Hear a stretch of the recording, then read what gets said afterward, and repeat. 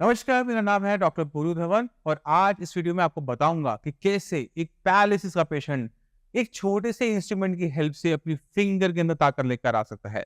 जब किसी को पैरालिसिस होता है, पूरी रिकवरी हो जाती है, पैर की हो जाती है, बाजू की हो जाती है, काफी हद तक कंधा चलना लग जाता है, कोहनी चल रही होती है, बट उंगलियों में कहीं ना कहीं कमजोरी बनी रह जाती है और खासकर लेफ्ट हैंड की। अब अगर हम अपनी उंगलियों में ताकत लेकर आना चाहते हैं तो हमें उसके लिए कुछ ना कुछ करना पड़ेगा। हमें क्या करना पड़ेगा? हमें उस पर ज्यादा एक्सरसाइज करनी पड़ेगी।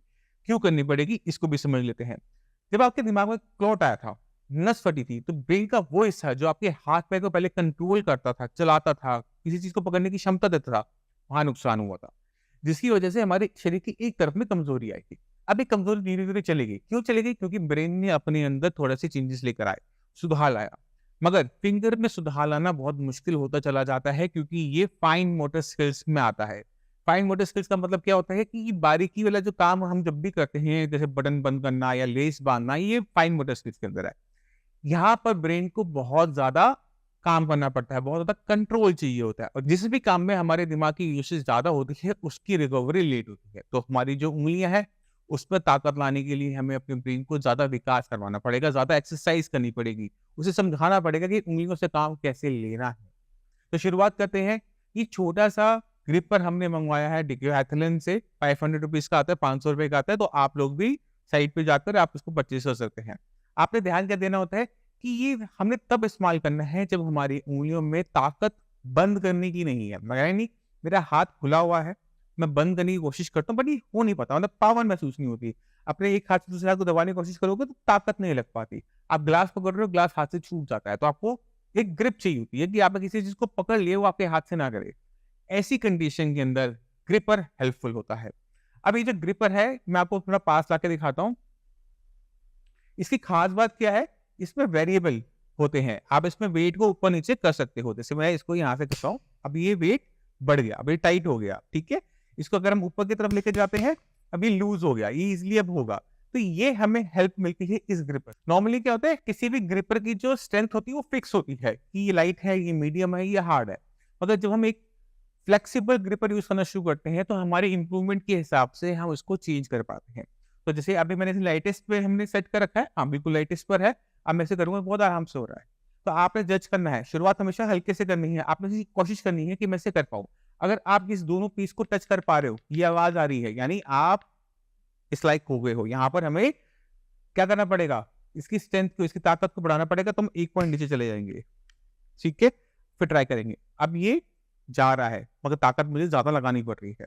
तो आप इस तरह से जज करते चलेंगे कि मेरे को कहाँ तक, कहाँ पर एक्सरसाइज करनी है। अगर आपसे ये नहीं हो रहा, इससे पहले वाला हो रहा था, तो यहाँ पर आप टिके रहोगे। कब तक टिके रहोगे? जब तक ये टच करना स्टार्ट ना करे।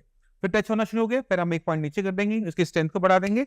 अब हम इसको दोबारा से कोशिश करेंगे। अभी मेरे लिए भी बहुत मुश्किल होता जा रहा है टच करना। अब आप खुद देख पा रहे हो, मेरा हाथ पूरा कांप रहा है, बट ये टच नहीं हो पा रहा है। बट हम दोबारा से कोशिश करेंगे, थोड़ा नीचे से। ये थोड़ा सा रह रहा है ना?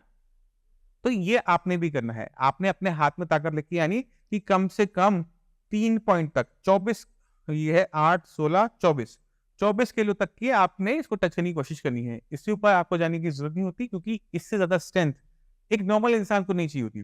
मगर अगर आप एथलीट हो, आप रॉक क्लाइंबिंग करते हो, तो आपको ग्रिप चाहिए होती है, वहां पर ताकत चाहिए हाथ में। तब जाकर आपको इसका लेवल इससे ज्यादा बढ़ाना पड़ सकता है।